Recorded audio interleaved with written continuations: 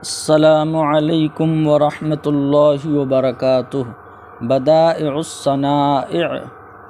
صفحہ نمبر 405۔ بسم اللہ الرحمن الرحیم۔ وَأَمَّا بَيَانُ صِفَةِ الْعَدَالَةِ الْمَشْرُوطَةِ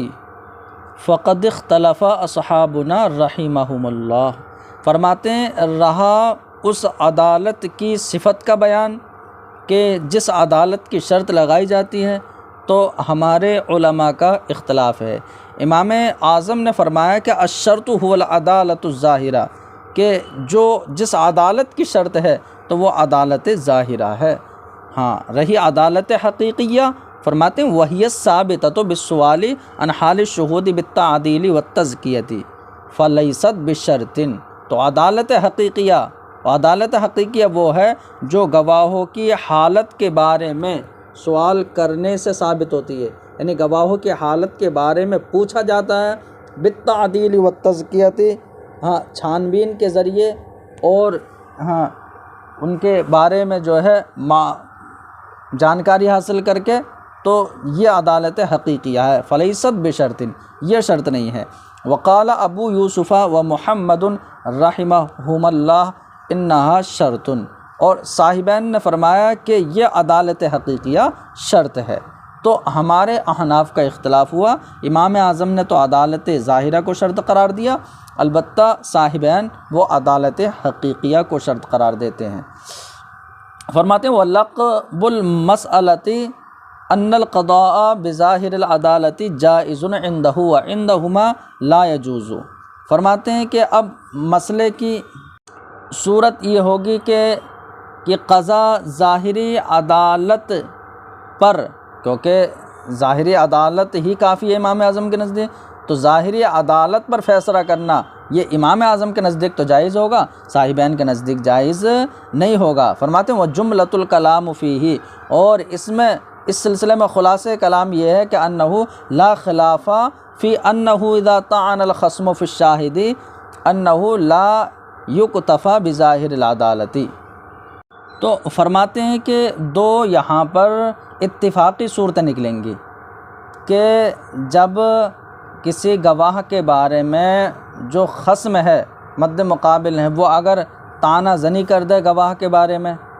طعن کر دے، تو اب اس صورت میں ظاہری عدالت پر اکتفا نہیں کیا جائے گا۔ یہ امام اعظم بھی فرماتے ہیں، صاحبین کے ساتھ ہو گئے۔ اور اسی طریقے سے اگر حدود اور قصاص کا معاملہ ہے تو اس میں جو ہے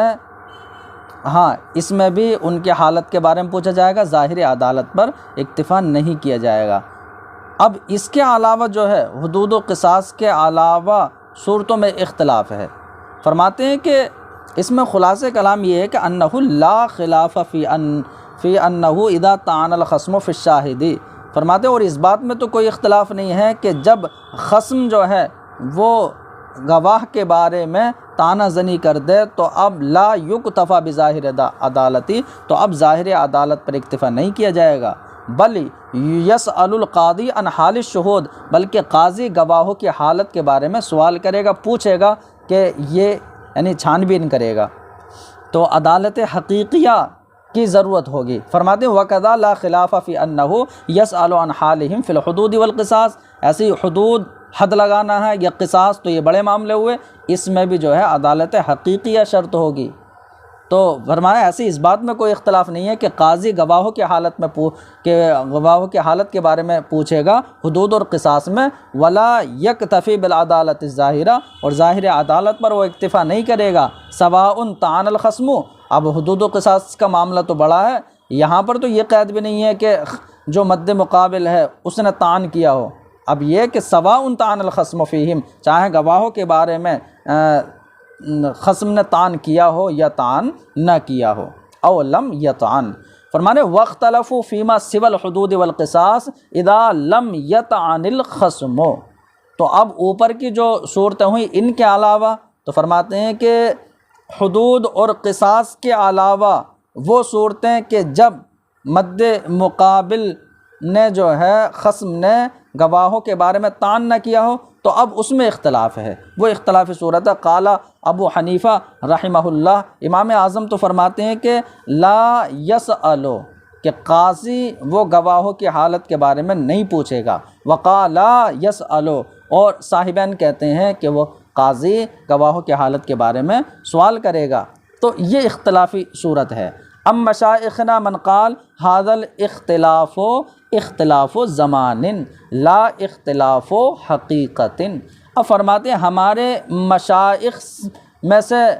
کچھ حضرات وہ ہیں کہ جنہوں نے یہ کہا ہے کہ یہ اختلاف جو ہوا نا امام اعظم و صاحبین کے درمیان، یہ زمانے کے اختلاف ہے، کہ امام اعظم نے جو یہ کہہ دیا ظاہری عدالت پر اکتفا کر لیا جائے گا حدود و قصاص کے علاوہ میں، اور جب کہ تعان نہ کیا ہو، تو امام اعظم کا دور،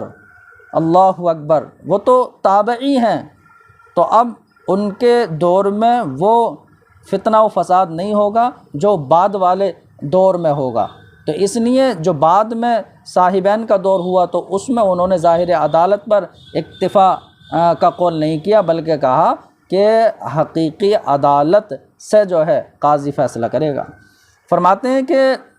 یہ اختلاف زمانے کا اختلاف ہے، حقیقی اختلاف نہیں ہے ہمارے ائمہ احناف میں۔ لأن زمانہ ابی حنیفہ رحمہ اللہ کان من اہل خیر و صلاح، اس لیے کہ امام اعظم کا زمانہ تو خیر اور صلاح والوں کا زمانہ تھا۔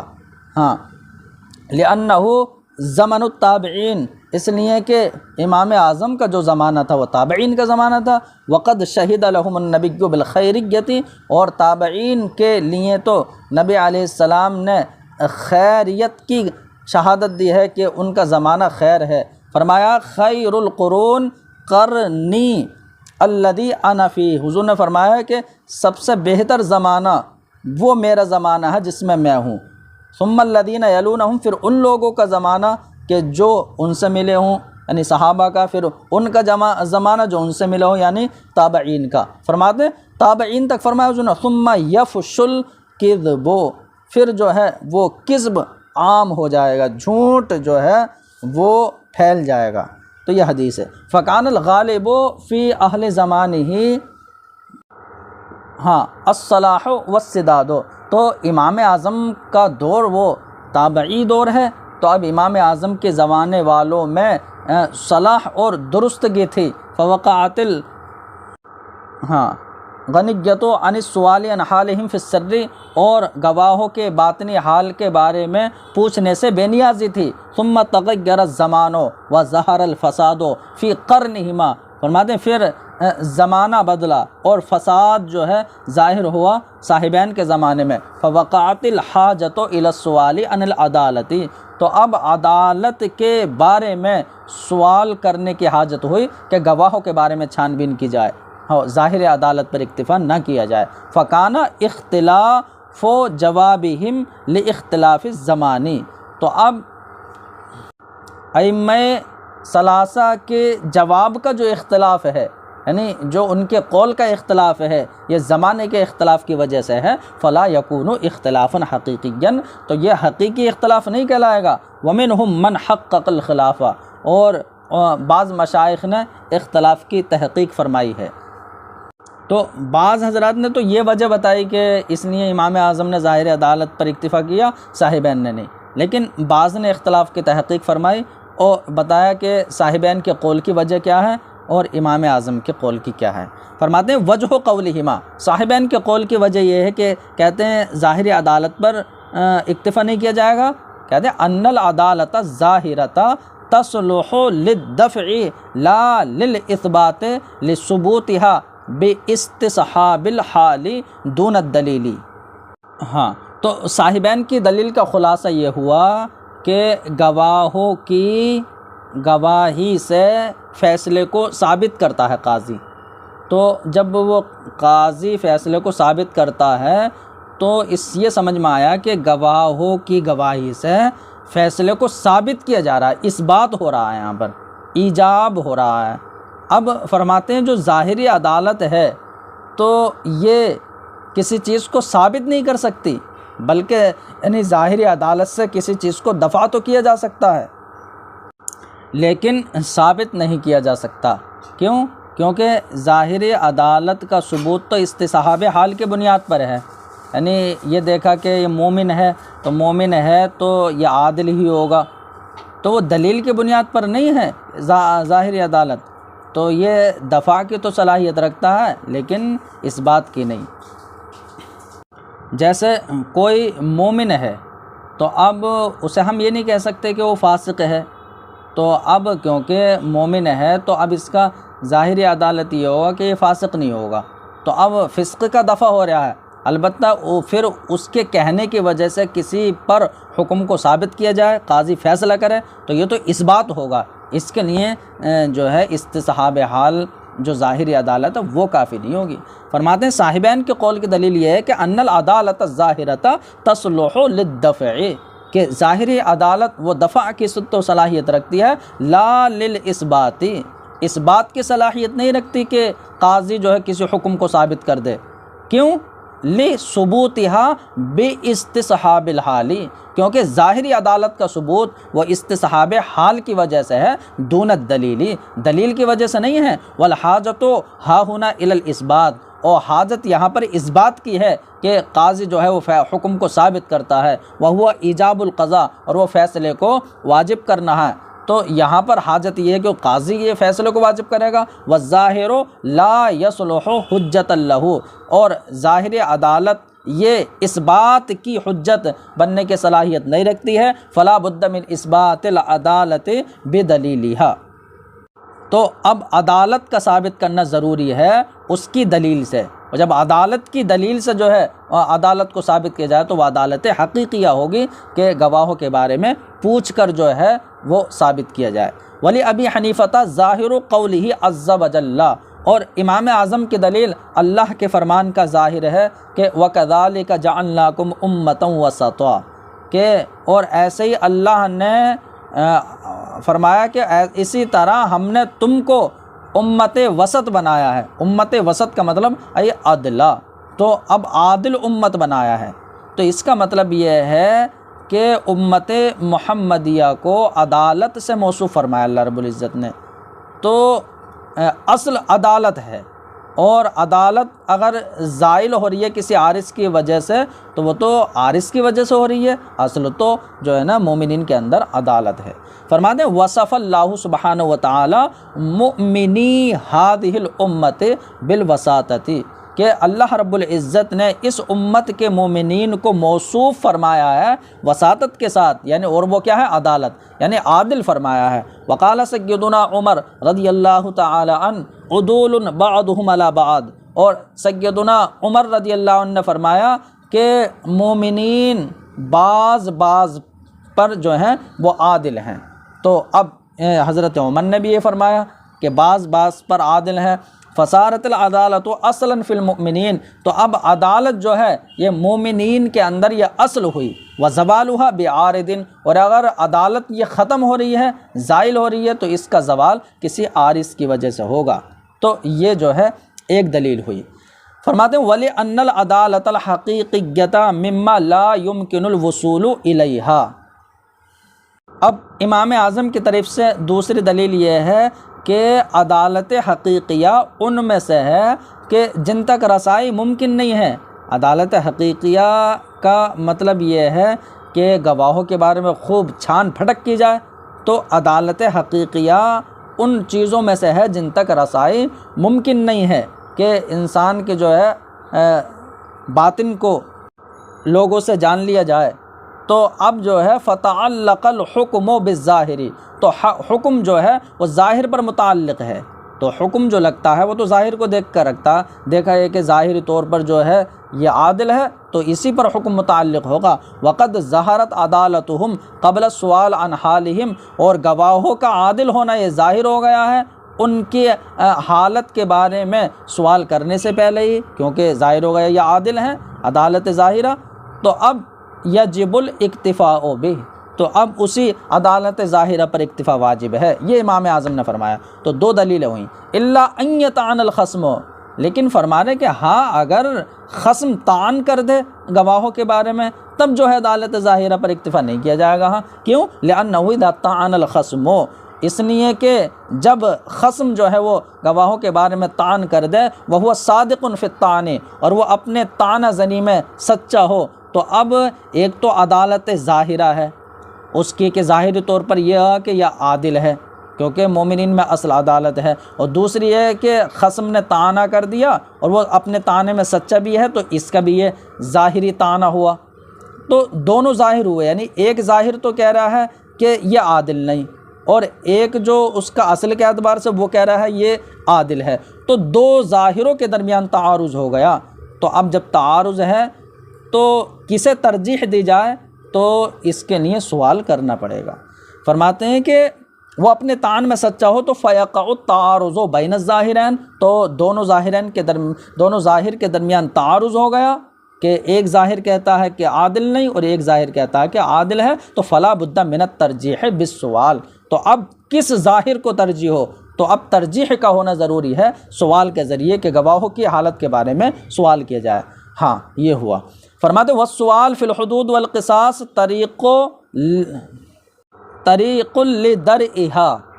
ہاں فرماتے ہیں اور جو ہم نے یہ کہا کہ حدود اور قصاص میں وہ سوال کیا ہی جائے گا، اس میں صاحبین کے ساتھ امام اعظم، تو حدود و قصاص میں گواہوں کے بارے میں جو پوچھا جائے گا، تو اب یہ سوال کرنا یہ طریق لدرئہا حدود اور قصاص کو ختم کرنے کا طریقہ ہے، تاکہ گواہوں کے بارے میں پوچھا جائے، جہاں تک ہو سکے وہ حد کو دفع کیا جائے۔ تو گواہ یعنی حدود و قصاص کو ختم کرنے کا طریقہ ہے، روکنے کا طریقہ ہے یہ۔ والحدود یحتال فیہا للدرء، فرماتے ہیں حدود میں حیلہ تلاش کیا جاتا ہے انہیں ختم کرنے کے لیے، کیونکہ یعنی حد لگانا یہ بہت بڑا کام ہے، تو اس لیے اس میں سوال کرنا تو وہ تو اس لیے ہوتا ہے تاکہ ختم کسی طریقے سے یہ حد نہ لگے۔ فرمانے ولو طعن المشہود علیہ، اب مسئلہ یہ ہے کہ شاہد جو مدعی ہے، تو مدعی نے اپنے دعویٰ پر دو گواہ پیش کیے، اب وہ دونوں گواہ آزاد ہیں، لیکن جو مدعا علیہ ہے جس کے خلاف گواہ پیش کیے گئے، ہم اسے مشہود علیہ بھی کہہ سکتے ہیں، اس نے طعن کر دیا کہ یہ دونوں گواہ تو غلام ہیں اور غلام کی گواہی مقبول نہیں ہے، تو اب کیا ہوگا، کس کی بات مانی جائے؟ تو اب فرماتے ہیں کہ اس مشہود علیہ جو مدعا علیہ ہے اس کی بات معتبر ہوگی جب تک کہ وہ دونوں گواہ اپنے آزاد ہونے پر بینہ قائم نہ کر دیں۔ فرماتے ہیں ولو طعن المشہود علیہ، اور اگر مشہود علیہ نے طعنہ زنی کر دی دونوں گواہوں کی آزاد ہونے میں، وقال، اور وہ بولا انہما رقیقان، یہ گواہی دینے آ گئے یہ تو دونوں غلام ہیں، وقالا نحن حران، اور وہ دونوں گواہ بولے ہم آزاد ہیں، فالقول قولہ، تو اب بات یہ مشہود علیہ کی معتبر ہوگی حتیٰ تقوم لہم البینۃ علی حریتہما، حتیٰ کہ دونوں گواہوں کے لیے ان کی آزادی پر بینہ قائم ہو جائے، تو جب تک بینہ قائم نہ ہو جائے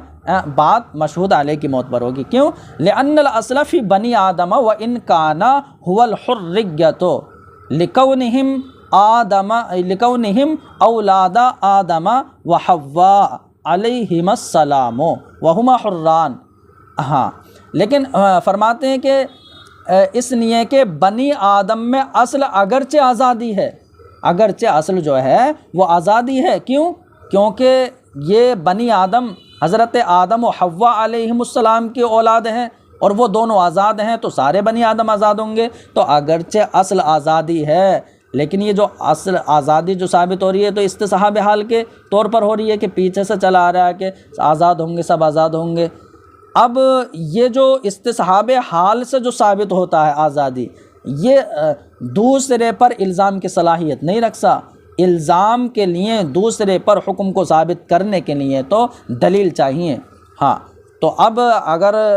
آزادی اپنے ثابت کرنے کے لیے اسے دلیل کی حاجت ہے۔ فرماتے ہیں لیکن ثابتہ بحکم میں استصحاب الحال، لیکن